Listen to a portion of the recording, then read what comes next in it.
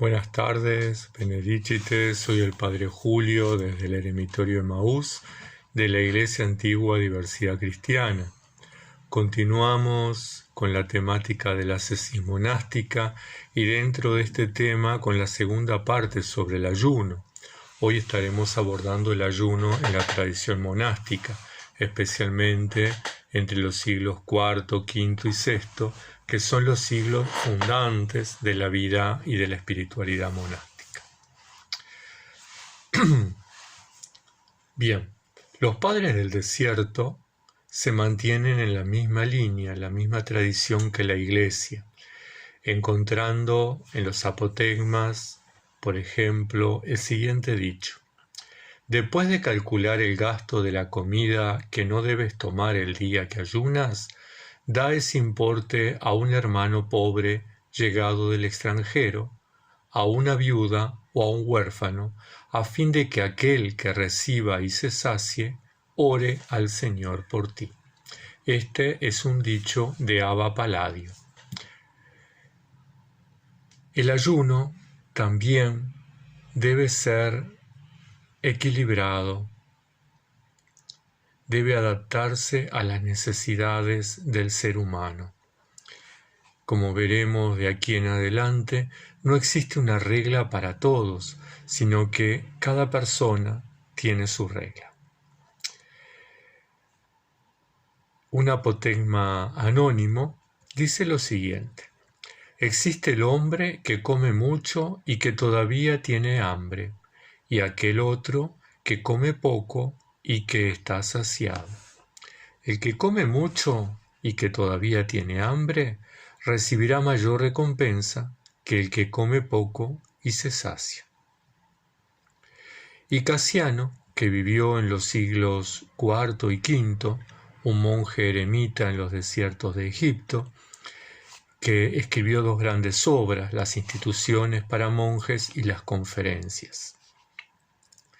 En este caso, citamos las instituciones, dice así: no sería fácil mantener una regla uniforme en el ayuno. No todos tienen el mismo vigor corporal, y el ayuno no es, como las demás virtudes, solamente asunto de voluntad, y precisamente porque no depende únicamente de la fortaleza de ánimo, sino que también debe tener en cuenta las posibilidades del cuerpo. Esta es la doctrina bien definida que se nos ha enseñado sobre este punto. Diversidad con respecto al tiempo, la medida y la calidad, según las diferencias de constitución, de edad, de sexo, y una sola y misma regla para todos en lo que se refiere al espíritu de abstinencia y a la virtud interior de mortificación. Y continúa en las instituciones enseñando a los monjes. Hay tres clases de glotonería. Una impulsa a anticipar la hora regular de la comida. A la segunda no le interesa más que la cantidad y poco le importan los alimentos con tal de que tenga hasta saciarse. La tercera gusta de las comidas preparadas y suculentas. El monje debe, pues, guardarse contra ella por medio de una triple observancia. En primer lugar, aguardar el tiempo fijado por la regla para romper el ayuno. Luego, se contentará con una cantidad limitada. En tercer lugar, tomará cualquier alimento y el que sea más barato. Los padres monásticos nos enseñan que el ayuno también debe ir acompañado de la moderación, tanto en el momento de la comida como en el momento de ayunar. En uno de los dichos de Abba Marciano encontramos la siguiente enseñanza: el verdadero ayuno consiste en tener siempre hambre. En otro apotegma anónimo leemos: no comas antes de tener hambre, no te acuestes antes de tener sueño, y no hables antes de haber sido interrogado. Igualmente, Bagrio Póntico que vivió en el siglo IV como monje en los desiertos de Egipto, declara: el naziriato consiste en no tomar hasta saciarse pan, agua ni sueño.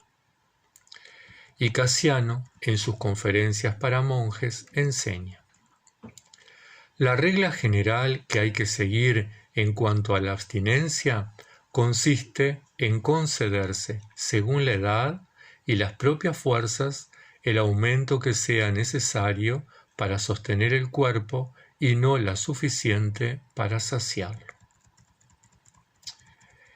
Es importante entonces que tengamos en cuenta que lo importante es la sobriedad y la moderación en la práctica del ayuno. No todas las personas tenemos la misma constitución física y la misma necesidad, la misma edad.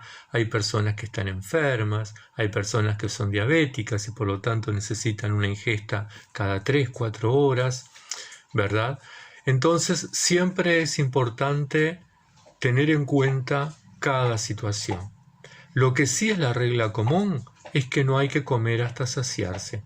Y esa recomendación de cumplir con los horarios, sobre todo quienes llevamos vida eremítica, que no tenemos una comunidad que nos regula, sino que dependemos de nuestra disciplina, entonces es importante ser disciplinados, es importante no comer antes de la hora de ayuno, no comer más de lo que necesitamos, no darle al cuerpo más de lo que el cuerpo necesita. ¿Cómo ayunar entonces? Es fundamental hacer uso de la discreción. Es necesario evitar hazañas, exigirnos más de lo que podemos porque corremos el riesgo de fomentar nuestro orgullo, nuestra soberbia y nuestra vanagloria. En este caso hay uno de los apotegmas que es muy ilustrativo. Decía Abba Megidios: como un solo pan cada 2 días. Un anciano le aconsejó: si quieres escucharme, come cada día la mitad del pan. ¿Qué significa esto? Este buen anciano que comía cada 2 días, de alguna manera se gloriaba de que podía estar 2 días de ayuno y que finalmente comía un solo pan. El anciano, más sabio, más discreto, más santo, le dice: bueno, sé un poco más humilde, come medio pan cada día, dale a tu cuerpo lo necesario, no hagas hazañas, porque el reino no se conquista con hazañas, se conquista con solidaridad. San Jerónimo escribe: es mejor tomar un poco de alimento y tener el estómago siempre hambriento que ayunar 3 días seguidos. Más vale comer poco cada día que comer raramente, pero mucho. La mejor lluvia es la que desciende suavemente sobre la tierra. Una lluvia repentina y excesiva que cae a cántaros devasta los campos. También Casiano, en las conferencias a los monjes, enseña: no es bueno el ayuno excesivo y la voracidad, pues tienen el mismo resultado. Las vigilias inmoderadas no son menos desastrosas para los monjes que la pesadez de un sueño prolongado. Las excesivas privaciones, en efecto, debilitan, reducen al estado en que hunden la negligencia y la apatía.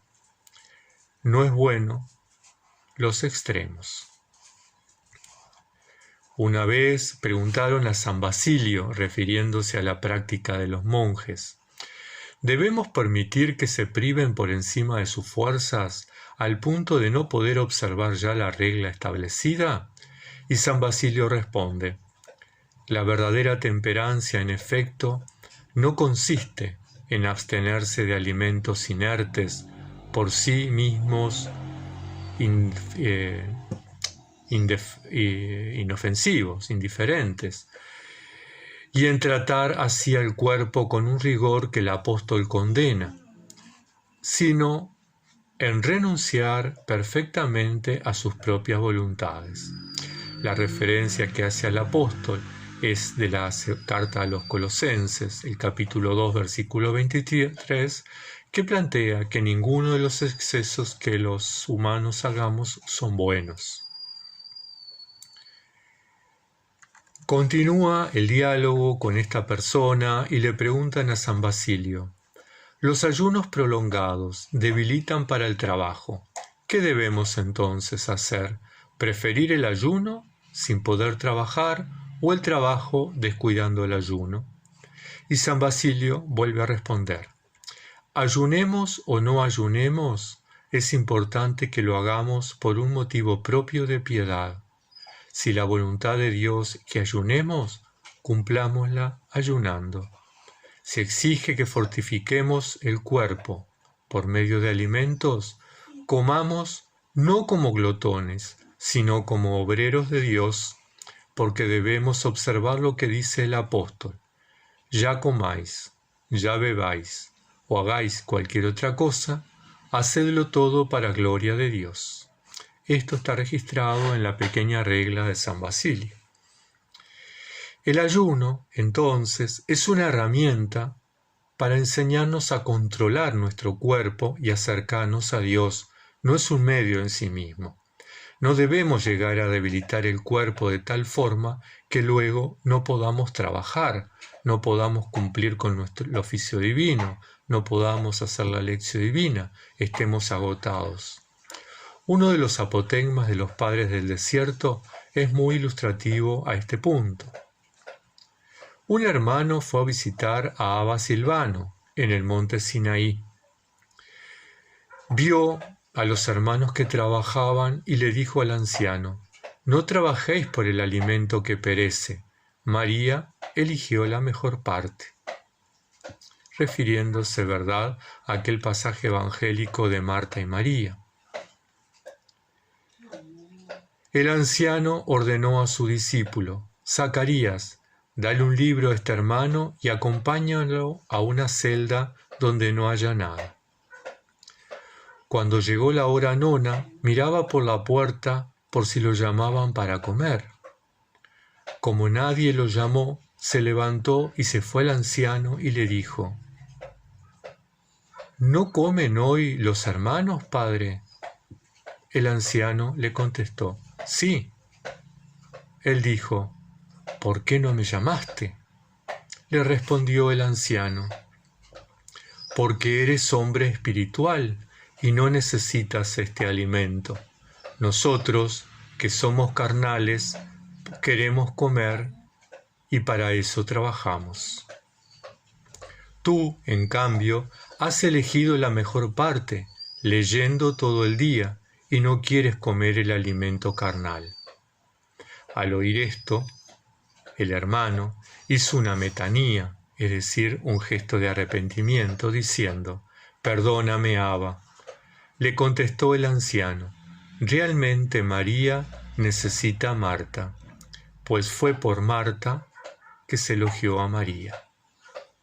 Ciertamente, si María no hubiera estado a los pies del Señor, porque Marta no estaba sirviendo, debió haber María de cocinar, de limpiar y de servir, porque era la anfitriona de la casa, ¿verdad?